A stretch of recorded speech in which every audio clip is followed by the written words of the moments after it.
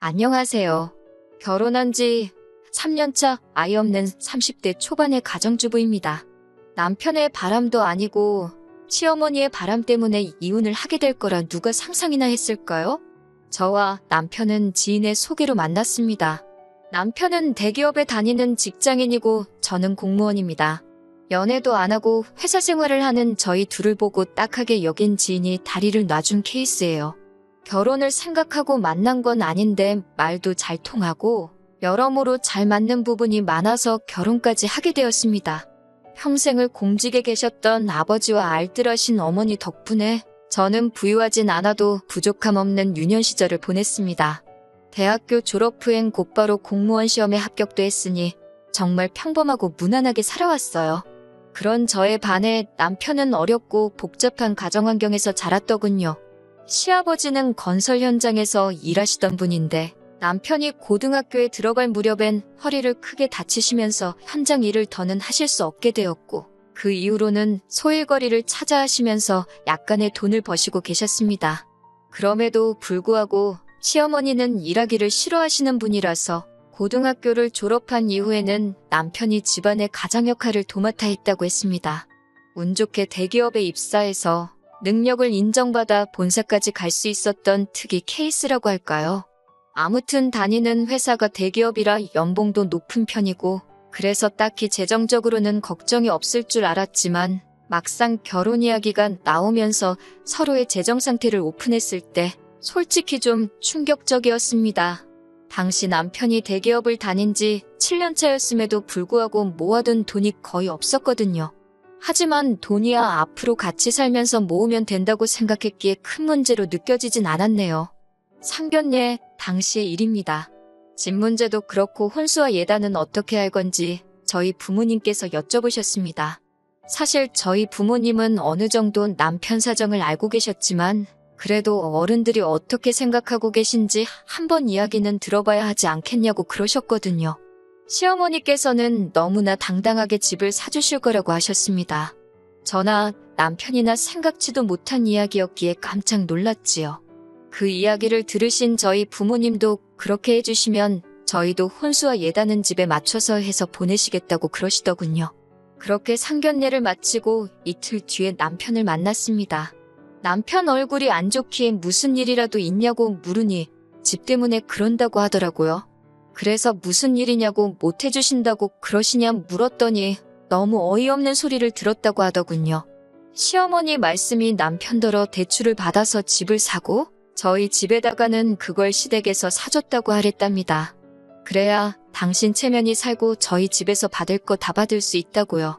그 이야기를 듣는데 어이가 없어서 그럼 그 대출은 어떻게 갚으라고 하셨냐 물으니 그런 이야기는 없으시더래요.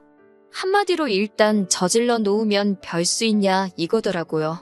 저는 그렇게는 안 된다고 했고 남편도 그럴 생각은 추호도 없다면서 월세로라도 시작하자며 미안하다고 하더라고요. 결국 친정부모님께도 이 사실을 말씀드렸습니다. 그러자 친정부모님도 어이가 없다 하시면서 그럼 허례허식은 다 빼고 하는 대신 작은 전셋집 하나는 당신들이 마련해 주시겠다 하더군요. 대신 앞으로 시어머니에게 휘둘리지 말고 둘이서 열심히 모아가면서 살라고 하셨습니다. 그렇게 저희는 친정의 도움과 약간의 대출을 받아 결혼식을 올렸습니다. 결혼식 당일날 예단도 하나 못 받는 시어머니는 세상 천지에 자기밖에 없을 거라며 아주 팔자가 박복하다고 한탄을 하시더군요. 자기 아들 장가가는 날인데요. 어찌나 푸념을 늘어놓으시던지 들어오던 복도 달아나겠다 싶었습니다. 그래도 결혼식을 올릴 때까지 시어머니가 좀 특이하다고만 생각했지 이렇게 상식 밖의 행동을 하시는 분인지는 상상도 못했습니다. 시어머니는 주변 사람들을 무시하고 깔보기가 일쑤였습니다. 가짜 명품으로 온몸을 휘감고 다니시면서 마치 있는 집 사모님 행세를 하는 일이 취미셨지요. 같이 식당에 가면 일하는 사람들한테 어찌나 함부로 대하시는지 같이 앉아있는 제가 낯뜨거워 견딜 수가 없을 정도였습니다.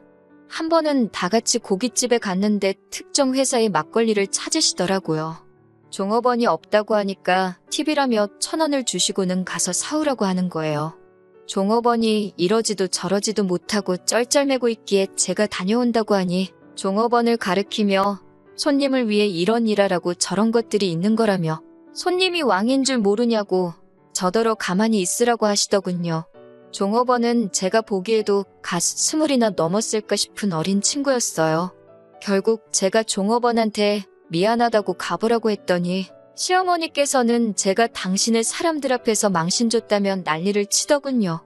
결국 남편이 시어머니를 가게 밖으로 모시고 나갔고 저는 종업원을 비롯해 가게 사람들한테 소란을 피워 죄송하다며 몇 번의 사과를 해야만 했습니다. 뉴스에라도 나오는 거 아닌가 며칠을 걱정하며 보냈을 정도예요. 하지만 이뿐만이 아닙니다. 시어머니께서는 키워준 값을 해야 하지 않겠냐며 결혼 직후 저와 남편에게 금전적 요구를 해오셨습니다. 원래 저희는 결혼하고 1년 정도 신혼을 즐긴 뒤 아이를 가질 생각이었어요. 그런데 시어머니가 그 이야기를 듣더니 애 가지면 돈이 얼마나 많이 들어가는 줄 아냐면서 그러면 당신 노후는 어떻게 하냐고 일단 키워준 값부터 갚고 나서 애를 가지라고 하시더군요. 황당하고 어이가 없어서 말도 안 나와서 도대체 얼마를 갚아야 하냐고 물었더니 대기업 취직시켜서 보냈으니 돈 1억은 갚아야 하지 않겠냐고 하시더군요. 저도 남편도 그 말에 아무 말도 잊지 못하고 한마디 대답도 못하고 있는데 옆에서 시아버지께서 당신이 애들한테 해준 게 뭐가 있어서 그런 소리를 하냐며 저희 보고 신경 쓰지 말라고 하셨습니다. 시어머니는 시아버지께 잘난 거라곤 쥐뿔도 없으면서 어딜 나서냐고 매섭게 쏘아붙이시더군요. 그러자 시아버지도 돈 못 버는 당신이 죄인이라며 자리를 피하셨습니다. 그런 시아버지를 보니 마음이 너무 불편하고 속상했습니다. 사실 시아버지는 말수가 많지는 않으셨지만 그래도 늘 저희에게 더 해주지 못해 미안하다 하시고 지난 명절에도 남들 몰래 제 주머니에 10,000원짜리 3장을 찔러 넣어주시면서 얼마 안 되지만 맛있는 거라도 사 먹으라고 하실 정도로 저희를 챙겨주시는 분이시거든요. 아무튼 아버님께서 도와주신 덕분에 키워준 값 이야기는 다시 꺼내시진 않으시더라고요. 시어머니의 막말은 정말 상대를 가리지 않았습니다.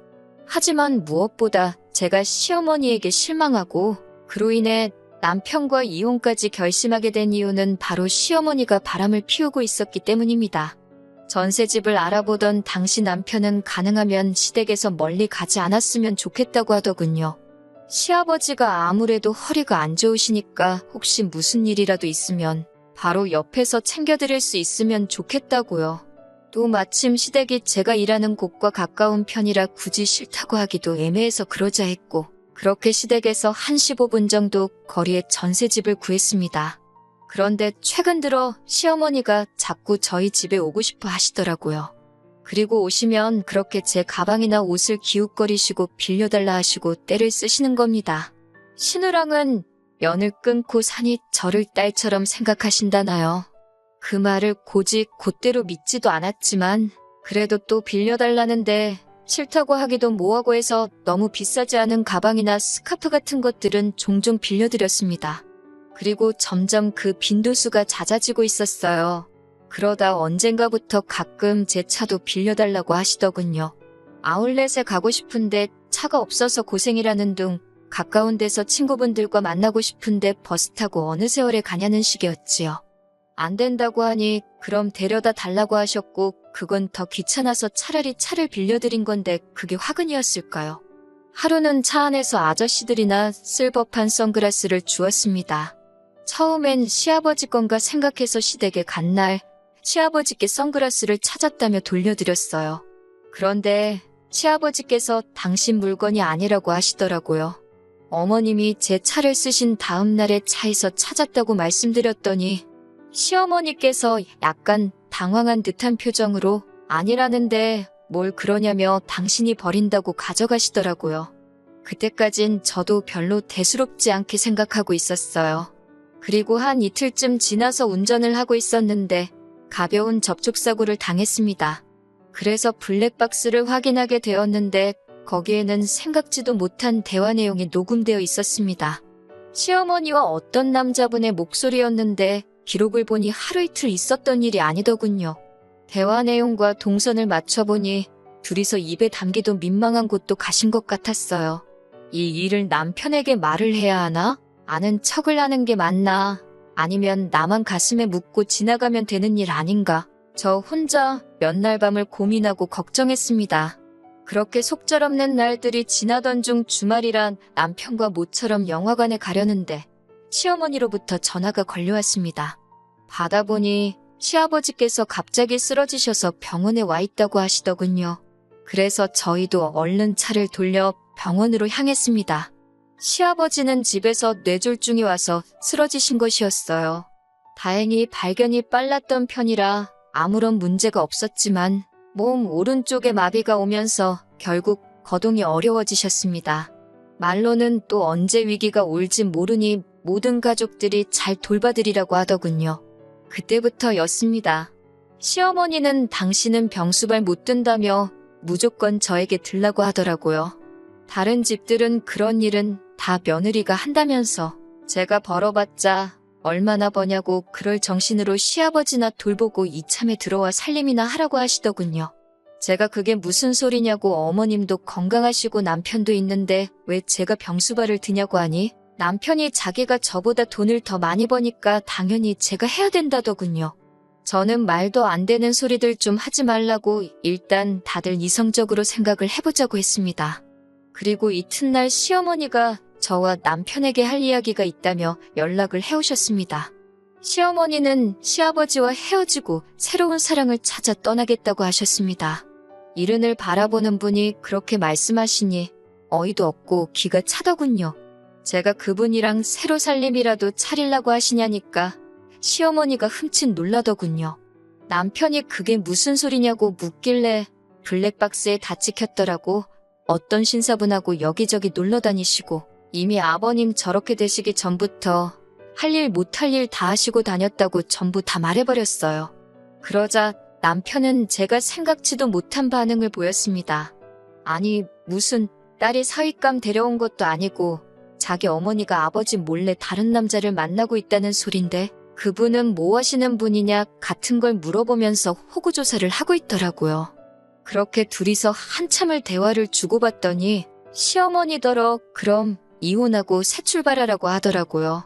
당신 지금 제정신이냐고 어떻게 얘기가 그렇게 돌아가냐고 했더니 집에 돈 있는 사람 하나라도 있으면 편하지 않겠냐며 자기는 이제 자기 부모 뒷바라지 하는데 지쳤다고 그러는 거예요. 제가 시아버지가 지금 생사를 오가시는 것도 아닌데 잠깐 거동이 불편하단 이유로 이렇게 둘 다 아버님을 버리려는 거냐고 하니까 어차피 살 만큼 사신 분 아니겠냐고 막말을 하더군요. 아무리 허리 다치면서 경제력도 잃고 가족들 고생시킨 아버님이라지만 자기 아버지가 몸이 불편하다고 저렇게 내팽개치는 남자가 다른 사람도 아니고 내 남편이었다는 사실에 소름이 다 끼쳤습니다. 시어머니는 그런 와중에 우리 아들이 드디어 정신을 차렸다며 살 사람은 잘 살아야 되지 않겠냐고 네 아버지는 이참에 그냥 요양원에 보내자고 그러는데 정말 무섭더라고요. 어머님은 몰랐을까요? 만에 하나 어머님이 거동이 불편해지셨을 때 저렇게 짐짝 내던져지듯 버림받는 게 본인이 될 수도 있다는 사실을요. 결국 저는 남편하고 1초도 더 있을 수가 없어서 시아버지를 모시던지 아니면 이혼하던지 하자고 했어요. 제가 시아버지를 모시고 싶었던 게 아니라 그래도 그 작은 효심이라도 남편에게 남아있다면 제가 기꺼이 희생을 하려고 했던 거예요. 하지만 남편은 저에게 일 그만두고 아버지는 저 혼자서만 모시고 자기랑 살던지 그게 아니면 이혼하든지 그러더군요. 그래서 제가 그럼 이혼하자고 했습니다. 막말로 나를 키워주신 분도 아닌데 제가 그렇게까지 희생할 순 없었으니까요. 힘든 순간도 있었지만 결혼 생활이 이런 거겠지라고 생각하며 스스로 마음을 달래고 살았는데 이렇게 끝날 줄은 몰랐네요. 며칠 뒤 남편과 서류 정리를 한 뒤 시아버지를 찾아가 제가 알고 있는 사실과 그동안 있었던 일을 다 털어놓았습니다. 시아버지는 눈물을 훔치시곤 한참 동안 말없이 계셨습니다.